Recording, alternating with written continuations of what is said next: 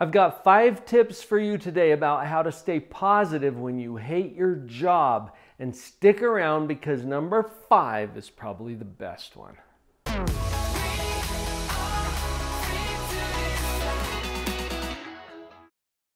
What?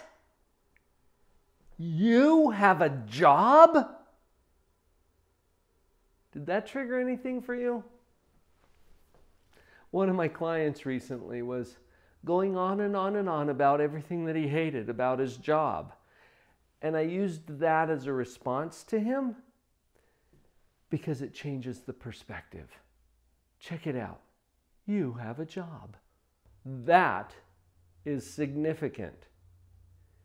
Pay attention to that because psychologically, the place we want to start today is from a position of gratitude. I've got a colleague who calls this gratifuel. That's a nice little analogy because what we're looking at here is the fuel that's going to allow you to do the different things that are necessary if you want to get to a different position. If you hate your job, how do you want to feel instead? Well, you want to love your job, right? I get this all the time from people. Oh, Dr. Paul, you're so lucky to have a job that you love. And I'm like, lucky? Lucky? I created this. You've got the ability to create something too. Let's go over those 5 tips that I promised you in the intro. Tip number 1, make the best of it now. Where you are, without changing anything, find a way to make the best out of this situation right now. Why would you ever do that? This kind of goes without saying, because if you make the best of it now, you get to have a better experience. You get to experience more joy. It's not going to change everything around you and everything that's kind of messed up about your job. That's coming later. It puts you in a position right now where you get to enjoy your job. It's actually a choice. Until we see it as a choice, it's not. I remember I was running a group with young people who were present, teenagers. And as I started the group, I said, don't come to this group unless it is the very best place you could choose to be during this time. And if that's true, then come and we'll have a great experience together. Now there's this kid sitting over in the corner and he's got his arms folded and he's like, what do you mean? My mom makes me come. I look at him. I don't see your mom. Leave. But if I leave, she's going to take away my game system. Oh. So what you're telling me is this is the very best place you could choose to be during this time. Is that what you're telling me? Because if that's true, we're going to have a great experience together. If you don't want to be here, leave. Now this created a dilemma for him because he hadn't seen it as a choice. He didn't think he was choosing to be in the group. And yes, his mother had structured things such that it was probably the best thing for him to do, given all of the consequences that would happen if he didn't. Look, if you don't choose to be in your job, leave. Yeah, see all those reasons that popped into your head about why you have to be in work. You can't give up your job. Okay, yes you can. What you're thinking through is all the consequences that would happen if you were to leave without having any other arrangements in place. So see that you are choosing to be there. This is huge. It's a psychological switch. It's going to empower you to do some other things. If this is not the best place for you to be, then please, with my blessing, go somewhere else. Go. Now, as you see it as a choice, That's going to turn on some power. See that you're choosing to be there, and as you choose to be there, let's make the best of it. Okay, moving to tip number 2. Find someone to serve. A lot of psychological reasons why this works. When you look outside of yourself and find someone to serve, it changes how you're experiencing everything else.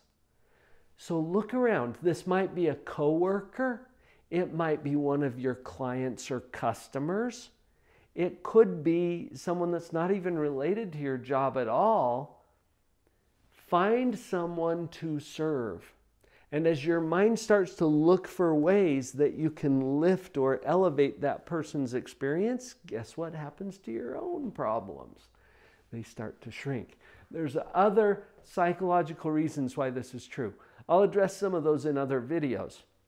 Just trust me for now that service is a powerful way to start having a little higher level of enjoyment of your job right now. Find someone to serve. Let's move to tip number 3. Value creation. Focus on value creation. Sometimes when we're not enjoying our job, we're thinking about it as simply a job. And we lose sight of the whole reason why we have a job in the first place. I believe quite strongly that every legitimate job on the planet creates value for other people. If it were not true, then there would not be a reason for that job to exist in the first place. When you focus on the value creation, it changes your own enjoyment of the job. Even if you're in a caustic or toxic work environment. I remember seeing a cartoon that depicted 2 stonecutters. This is like old school, you know, they're hanging from ropes on this stone cliff. And as they're hanging there, they're chipping away at this rock with a hammer and a chisel. And the one says to the other, "Oh, I hate this job." "Well, why do you hate it?" "Because all I do is cut stone all day long." And the other one says, "You know what? I kind of enjoy this job." And the other one says, "Well, why is that?" "Because I'm busy building a temple." They're doing the same job, right? Or are they? The perspective makes a difference. The one was hating his job because he's cutting rock. The other one was loving his job because he's building a temple. Wow. Okay. That has everything to do with perspective. When I say focus on value creation, what value are you creating for other people? And take that a step further to answer the question, for whom? Who is this value for? If you're working at a school and you're so uptight about the administration and the principal and all this, and you lose sight of the fact that you are creating educational experiences for children, you're going to have a very different experience in that job. Perspective matters, and it's all we've got. Tip number 4, become an intrigued observer. This is where you put a little distance between yourself and everything that you're experiencing there in the work environment, as if you were observing it from afar. What this does is it helps you to depersonalize a little bit from the situation, so you're not taking things quite so personally. You might even find this entertaining as you look at some of the antics and the crazy stuff that's going on there in the workplace. It's actually probably pretty entertaining. This is the stuff they make up sitcoms about. Becoming an observer not only helps you to take it less personally, but it puts you in a position where you might be able to see things a little more objectively, which will illuminate some of the things that you could do to improve the situation.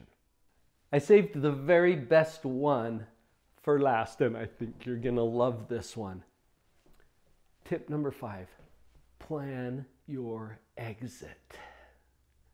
Plan your exit. How are you going to get out of this place? I would encourage you to do this even if you don't plan to leave. Why? Because of the way it changes your mind. Remember, we started with an assumption that this is a choice. It is. When you plan your exit, it will become even more obvious to you. The thing that I love about this is that it creates some power and some options that you didn't think existed. You're not trapped. There's other options out there.